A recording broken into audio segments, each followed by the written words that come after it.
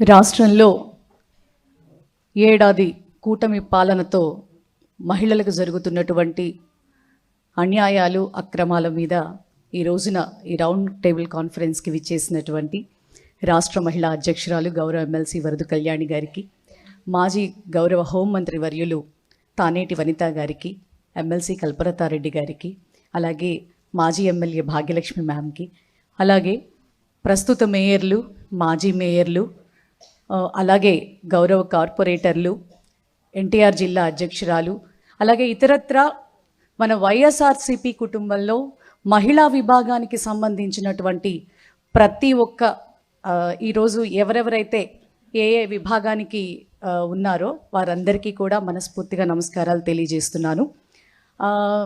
Madam చెప్పారు ఖచ్చితంగా, ఎందుకంటే అందరం కూడా చాలా సీరియస్నెస్లోకి వెళ్ళిపోయాం బాగా.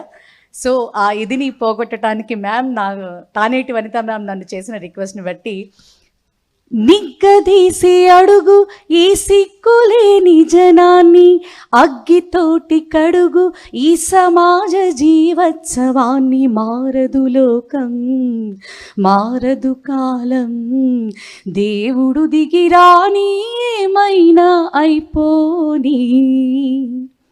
Thank you. నిజంగా ఈ రోజున రాష్ట్రంలో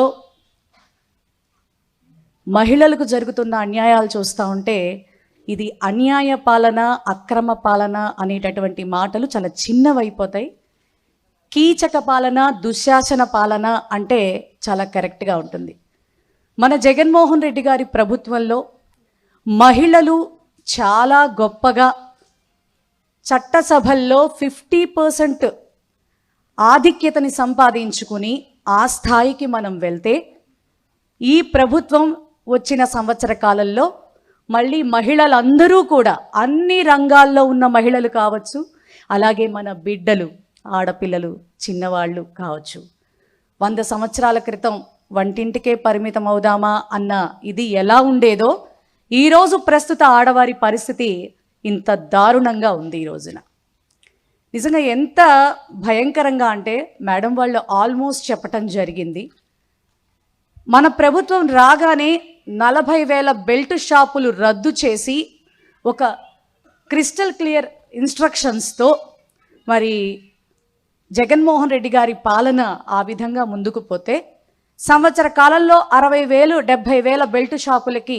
అవకాశం ఇచ్చి, గులేదు బడి లేదు, ఎవరైనా సరే తాగండి ఊగండి అని చెప్పని మరి మధ్యాంధ్రప్రదేశ్గా సంవత్సర కాలంలోనే మార్చినటువంటి గొప్ప ఘనత ఈ చంద్రబాబు నాయుడు గారికి మాత్రమే దక్కుతుంది. నిజంగా ఎంత దారుణం అంటే,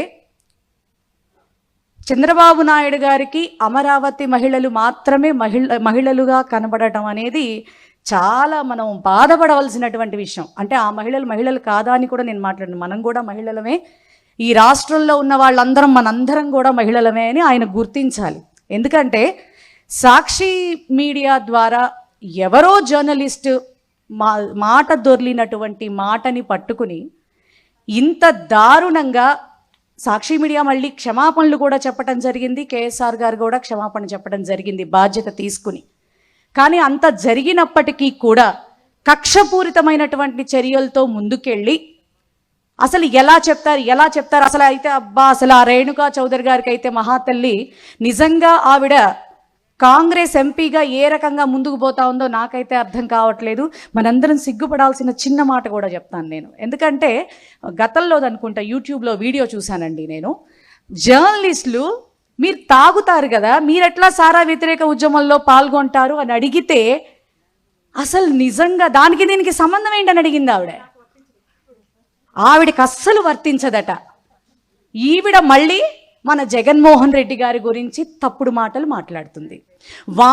వాళ్ళకి సంబంధించిన వాళ్ళు ఏం మాట్లాడినా తప్పులేదు, ఏమీ అసలు అది తప్పే కాదు. జగన్మోహన్ రెడ్డి గారిని మాత్రం, భారతమ్మ గారిని మాత్రం, విజయమ్మ గారిని మాత్రం ఏది పడితే అది అనేస్తారు, పేక పిసికి చంపేస్తే బాగుండని కూడా అంటారు. ఇవి తప్పు మాటలు కాదు. అలాగే మరి అమరావతి మహిళల మీద ఏదో అనేశారు అని చెప్పిన అది మనకి సంబంధం లేకపోయినా వైఎస్ఆర్సీపీకి ఆపాదించి రగడ చేసి పెట్టినటువంటి వీళ్ళు మరి చంద్రబాబు నాయుడు గారు మరి ఎలా మనం ఏ విధంగా వారిని అరెస్ట్ చేయకూడదో ఒక్క మాట ఇది మీరు అందరూ ఆలోచించుకోవాలి. సూపర్ 6 ఇస్తానని చెప్పని ఇవ్వకుండా ఇచ్చేశాను, ఇక మీద మాట్లాడితే నాలుకలు మందం అని అంటే మహిళలందరం మనం కూడా ఉన్నాం కదా, మరి నమ్మి ఓట్లేసిన ఆంధ్ర రాష్ట్ర మహిళల నాలుకలు మందం అన్న చంద్రబాబు నాయుడు గారిని ఏం చెయ్యాలా చెప్పాలి, అంతే కదా. మనమందరం కూడా ఈ సభ ద్వారా గౌరవ ముఖ్యమంత్రి వర్యుల్ని మనం అడుగుతా ఉన్నాం. మీ వాళ్ళు చేస్తేనేమో, మీ వాళ్ళు మాట్లాడితేనేమో రామాయణ మహాభారత భాగవతాలు, ఎదుటి వాళ్ళు మాట్లాడితేనేమో భూత పురాణాలు. ఈ దరిద్రమైనటువంటి పరిస్థితుల నుంచి ఖచ్చితంగా మహిళలందరూ కూడా ఒక అడుగు ముందుకు వేయాల్సినటువంటి పరిస్థితి ఈ రోజున ఉంది. నిజంగా ఎంత బాధాకరం అంటే వీళ్ళ తారతమ్యం చెప్తా ఉన్నా. సోషల్ మీడియాల్ని అడ్డం పెట్టుకుని జగన్ గారిని ఏమైనా అనొచ్చు, భారతమ్మ గారిని ఏమైనా అనొచ్చు. అసలు ఆ చేబ్రోల్ కిరణ్ అనేవాడు, ఆ కిరా కార్పి అనేవాడు, సీమరాజా అనేవాడు రోజమ్మ గారిని కావచ్చు, అట్లాగే భారతమ్మ గారిని కావచ్చు, విజయమ్మ గారిని కావచ్చు. అసలు ఆ సీమరాజా అయితే అసలు మన లక్ష్మీ పార్వతి మ్యామ్ని వారి వయసుకి కూడా గౌరవం ఇవ్వకుండా ఎంత అసహ్యంగా మాట్లాడారు. మరి అవన్నీ మీడియా ఛానల్స్కి కనిపించటం లేదా అని అడుగుతాను. నిజంగా ఈ సందర్భంలో మా సాక్షి యాజమాన్యాన్ని కూడా నిజంగా మనస్ఫూర్తిగా అభినందిస్తా ఉన్నా. ఎందుకంటే ఏబిఎన్ కన్నా, TV5 కన్నా, ఈటీవీ కన్నా విలువలు విశ్వసనీయతతో ముందుకు పోతున్నటువంటి ఛానల్ అని నేను గౌరవంగా చెప్తా ఉన్నాను. ఎందుకంటే ఇంత దారుణమైనటువంటి పరిస్థితులు అంటే మీకొక న్యాయం మాకొక న్యాయం అన్న చందంగా మాట్లాడటం అనేది చాలా తప్పు. అసలు ఇంకా హోమ్ మినిస్టర్ గారిని తీసుకుంటే ఇక ఆవిడని చూస్తే చేతులెత్తి దండం పెట్టబుద్దేస్తుంది. నిజంగా గతంలో ప్రతిపక్షంలో ఉన్నప్పుడు మాట్లాడింది అంటే అధికారం వచ్చిన తర్వాత కష్టపడిన వ్యక్తికి ఏదో ఒక గౌరవం ఇచ్చి నిలబెడతారు అని. మ్యాక్సిమం ఆవిడకి హోమ్ మినిస్టర్ పదవి ఇచ్చేసారు, అయిపోయింది.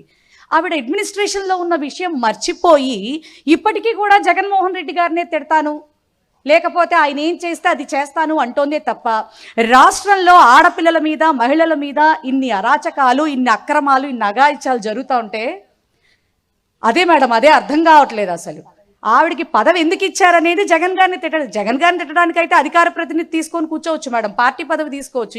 ఈ దౌర్భాగ్యం ఎందుకు? నిజంగా ఈ సందర్భంగా మన టైంలో పనిచేసిన మేకతోటి సుచరిత గారికి, తానేటి వనిత మ్యామ్కి కూడా మనం హృదయపూర్వక అభినందనలు తెలియచేయాలి. ఆ పదవికి వన్నె తీసుకొచ్చారు. ఎందుకంటే చాలా గౌరవాత్మకంగా ముందుకెళ్ళాం మనం. మన టైం అనేది నిజంగా చంద్రబాబు నాయుడు 40 years ఇండస్ట్రీ అని చెప్పుకుంటారు, కానీ 5 సంవత్సరాల పాలన చేసినటువంటి జగన్మోహన్ రెడ్డి గారిని చూస్తే ఈయనకి ఎందుకంత భయం అనేది నాకు అర్థం కావట్లే. నెక్స్ట్ టైంకి అసలు జగన్ గారు ఉండకుండా చేస్తాడంట. నేను ఇచ్చిన హామీలు నెరవేరుస్తా, ప్రజల్లో ఉన్నటువంటి భయం పోగొడతా, ఆడపిల్లలకి అండదండలుగా నిలబడతా అని మాట్లాడకుండా జగన్ గారిని లేకుండా చేస్తాట. జగన్ గారు దైవాంశ సంభూతుడుగా మనం చెప్పాలి. ఎందుకంటే భగవంతుడి అనుగ్రహంతో పుడినటువంటి ఒక ప్రత్యేకమైనటువంటి వ్యక్తి. ఆయనకి తల్లిదండ్రులన్నా, మహిళలన్నా, అట్లాగే భగవంతుడన్నా చాలా భక్తి. ఆ యొక్క మంచితనంతోనే 5 సంవత్సరాలు కూడా చాలా చక్కని పరిపాలన అందించారు. అటువంటి నాయకుడికి మనం అందరం ఈ రోజున సైనికులుగా ఉంటాం, మన అదృష్టంగా భావిస్తా ఉన్నాను నేను. ఈ అరాచక పాలనని, ఈ అకృత్యమైన పాలన 29లో పోవాలని మనస్ఫూర్తిగా కోరుకుంటూ హోమ్ మినిస్టర్ గారి గురించి ఒక చిన్న మాట చెప్తాం. 24 గంటలు మన మాజీ ముఖ్యమంత్రి వర్యులు జగన్మోహన్ రెడ్డి గారిని పట్టుకొని ఒక పులివెందుల ఎమ్మెల్యే అంటోంది. పులివెందుల ఎమ్మెల్యే అంటే నీకెందుకంత భయం? రాష్ట్రంలో ఎక్కడికైనా వెళ్ళి ప్రజల పక్షాన నిలబడి మాట్లాడుతూ ఉంటే మరి అక్కడ జరిగిన సిచ్యువేషన్ గురించి మాట్లాడకుండా, అక్కడ ఆయనకి ప్రొటెక్షన్ కల్పించకుండా ఏదేదో మాట్లాడుతుంది ఆవిడ. ఈవిడ పాయకారావుపేట ఎమ్మెల్యే మాత్రమే అనుకుంటోందండి. అందుకే రాష్ట్రంలో ఉన్న సమస్యలు గాలికి వదిలేస్తున్నారు. రాష్ట్రంలో సమస్యలు ఈవిడకి అక్కర్లా. అందుకే జగన్మోహన్ రెడ్డి గారిని తిట్టే పనులు మాత్రమే చేస్తున్నారు వారు. ఇదిలో నిజంగా ఇటువంటి పరిపాలనలో మనందరం ఇంత భయంగా బ్రతకటం చాలా దురదృష్టకరం. మరి రాష్ట్ర మహిళామణులందరి తరపున కూడా వైఎస్ఆర్సీపీ మహిళా లోకం అంతా కూడా నిలబడి